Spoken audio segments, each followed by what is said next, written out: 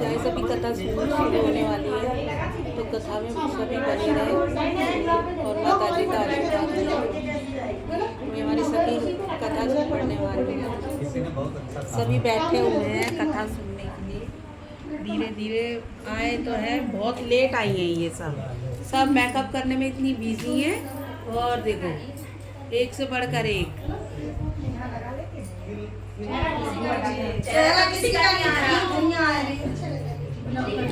अब ठीक है। देखो गाइस, क्यों कह रही है हमारा चेहरा नहीं आ रहा, इसलिए मैं चेहरा दोबारा दिखा रही हूँ। अच्छे से देख लो, इनको पहले देखना पद्मावती को। और देखो, और ये तो पता ही है माता मैया है।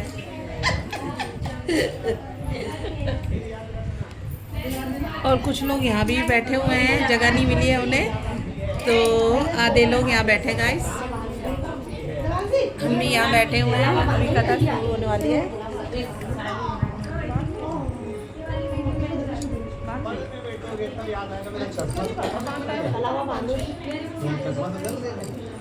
मेरा चश्मा तो आधे समय याद आया मेरे सोफा से पैसे नहीं कर लड्डू तिल्ली का, और तिल्ली का लड्डू खाना कुंडी लगा दिएगा। हाँ बाहर अंदर खुला बाहर एक साथ रखी बैठा है बाहर। लड्डू बनाना तो बनी बनाने तो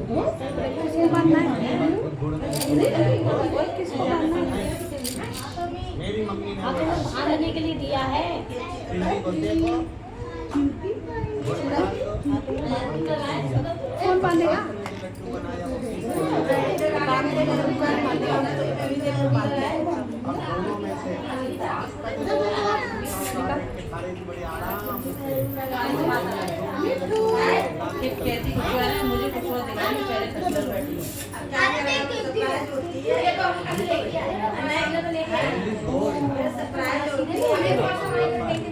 आपस में मांग लो, आके माने आपस में हाथ में मांग लो। लो ये लक्की मम्मी को दे दो।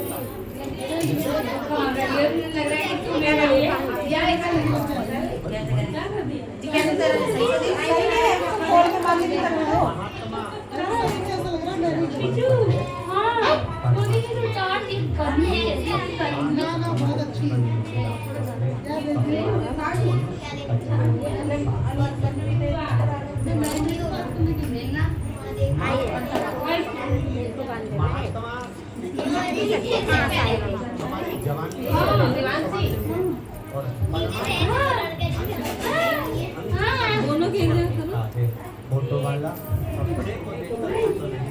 तुम्हारे चेहरे को देखकर फोटो नहीं खींचता, फोटो वाला पसंद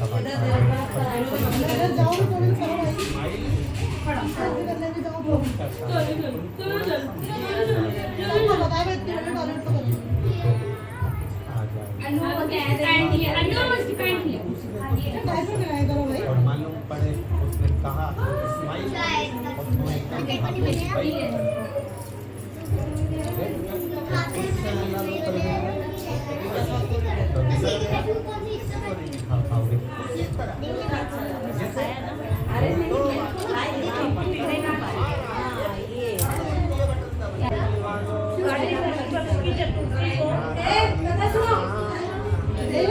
गाइस लेडीज बहुत शोर कर रही हैं, कथा में कुछ का ध्यान नहीं।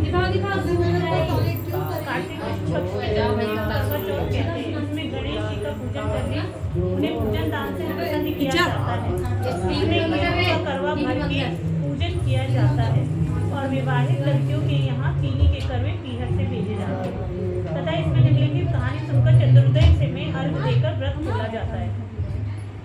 कथा। एक साहूकार था, उसके 7 बेटे थे और एक बेटी। वह सातों भाइयों की प्यारी बहन थी। एक साथ ही बैठकर खाना खाते थे। एक दिन कार्तिक की चौथ आई, उसकी बहन ने करवा चौथ का व्रत रखा। सारे भाई बहन भोजन करने के आए और अपनी बहन से बोले, आ बहन तू भी भोजन कर ले। माँ बोली, आज ये खाना नहीं खाएगी, इसका करवा चौथ का व्रत है, जब चांद निकलेगा तभी खाना खाएगी। तो उसके भाइयों ने छल कपट से जंगल में आग जलाकर छन्नी में से चांद दिखा दिया। तो वह अपने भाभीियों से बोली, चलो भाभी चांद निकल आया है, अर्घ दे दो। तो उसकी भाभी बोली, ये तो तेरा चांद निकला है, हमारा तो रात को निकलेगा। तो भाइयों ने कह दिया, उसने चांद को अर्घ दे दिया और खाने बैठ गए। पहला टुकड़ा तोड़ा तो उसमें बाल निकला, दूसरा टुकड़ा तोड़ा तीसरा टुकड़ा तोड़ा तो उसमें राजा के घर से बुलावा आता है कि राजा का लड़का बीमार है, जल्दी दे। माँ ने लड़की के पहनने के लिए 3 बार संदूक खोला, 3 बार सफेद कपड़े निकले।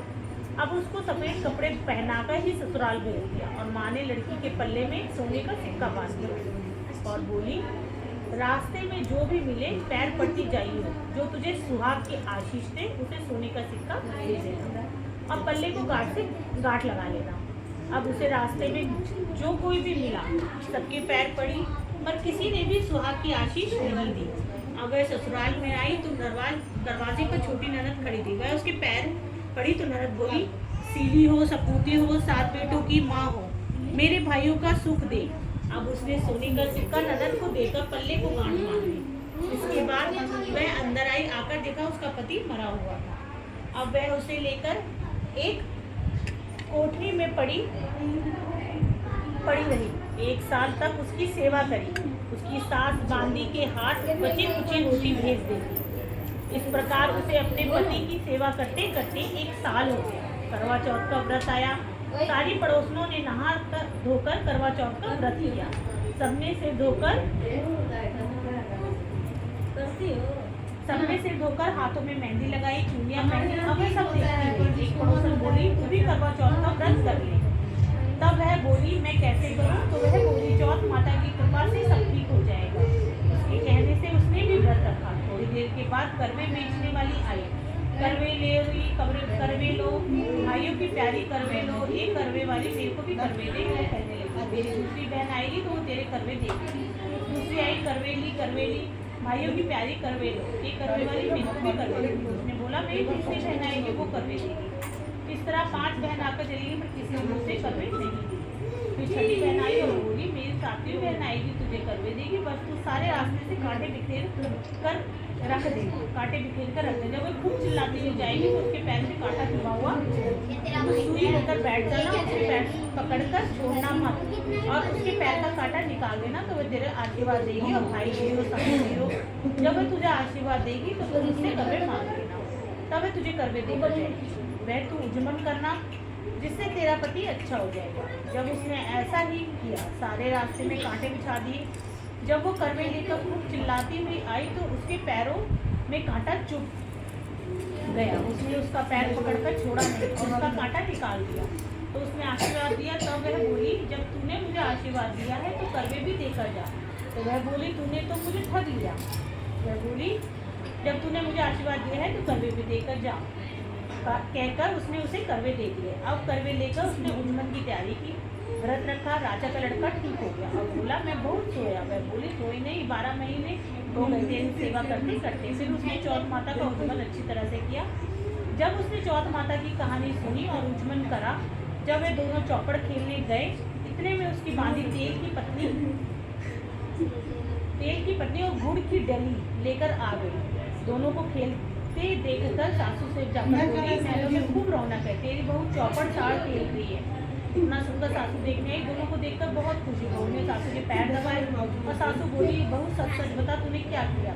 उसने सारा हाल अपनी सासू को बताया। तो राजा ने सारे शहर में ढिंडोरा पिटवाया कि अपने पति के जीवन रक्षा के लिए सब बहनें करवा चौथ का व्रत करें। पहले करवे का को अपने पीढ़ में जाकर उद्यम करें। चौथ माता जैसा राजा के लड़के को जीवन दान दिया वैसा सबकी को देना। कहानी सुनते समय कटोरी में चावल दे, चांद को अर्घ देते समय ऐसा 7 बार बोले, चंदा है चंद्रावली, चंदा आया बार में, सुहागन अर्घ दे, मैं बैठी तेरे बार में। काहे का कांडला काहे का तेरा हार, शेरनी का मेरा कांडला जब जब का हार। कहाँ बसे तेरा पेवड़ा, कहाँ बसे ससुराल, आम तले मेरा पेवड़ा, नीम चले ससुराल। मेरा ही बच्चा है। बोलो करवा मैया की करवा चौथ उजमन करने के लिए थाली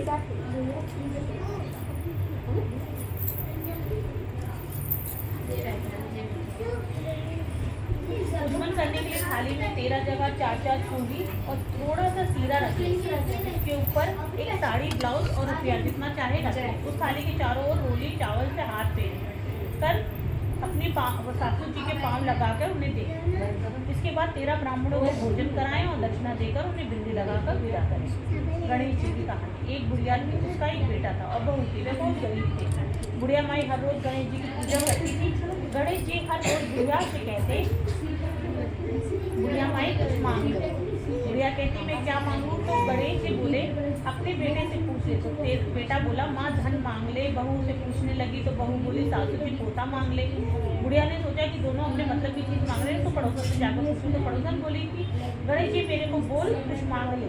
तो पड़ोसन बोली पगली क्यों? तो धन मांगे क्यों? तो पोता मांगे। थोड़े दिन की जिंदगी अपनी सुंदर काया मांग ले। घर आकर बुढ़िया सोचने लगी कि बेटा बहू भी राजी हो, उनकी भी माननी हो। दूसरे दिन गणेश आए और बोले बुढ़िया माई कुछ मांग। बुढ़िया ने कहा मुझे सुंदर काया दे, सोने के कटोरे में पोते को दूध पीता देखो, अमर सुहाग दे, निरोगी काया दे, भाई दे, भतीजे दे, सारा परिवार दे, सुख दे, मोक्ष दे। गणेश जी ने कहा बुढ़िया माई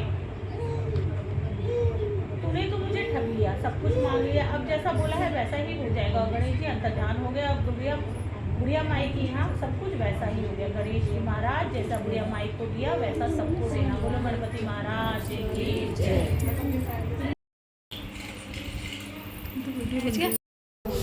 गाइस कथा हो गई है पूरी।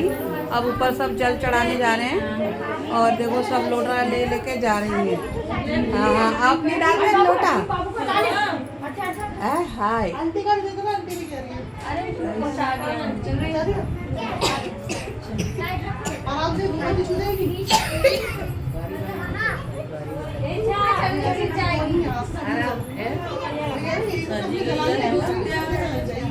बोल करमचौथ माता की जय। बोल रही है जोर की बोल, आवाज ना निकल रही।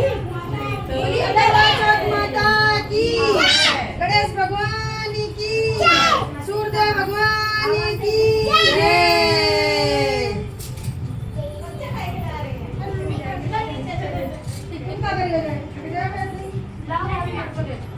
आपका भी ऊपर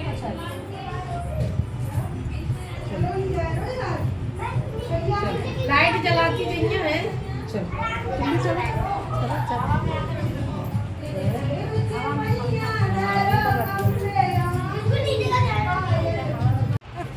गाइस पूजा खत्म हो गया। अब सब घर जा रहे हैं। बाय। अब सब जा रहे हैं, पूजा खत्म हो गया है, अपने अपने घर जा रहे हैं। बाय। चाची ये दिया क्यों लेके जा रहे हो? डुगू डुगू मैं पूजा करके आ गई। आजा। क्या हुआ? क्या हुआ डुगू? आजा फोटो खींचेंगे, फोटो खींचेंगे मेरे बच्चा। क्या हुआ मेरे बच्चे? गाइस चांद निकल आया है और चांद की पूजा हो रही है, चंद्रमा की पूजा हो रही है।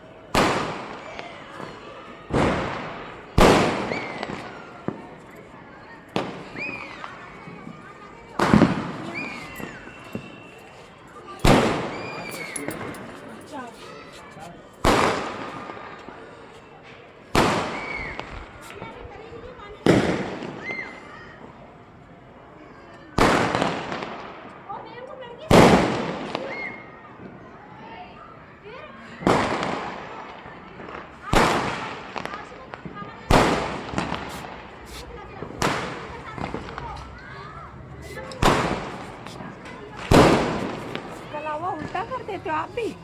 क्या नहीं तो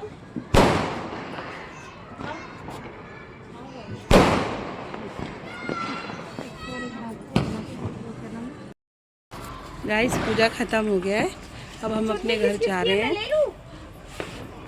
हाँ, और फिर ऐसे ही हर साल माता रानी सभी का बनाए। हैप्पी करवा चौथ। बाय।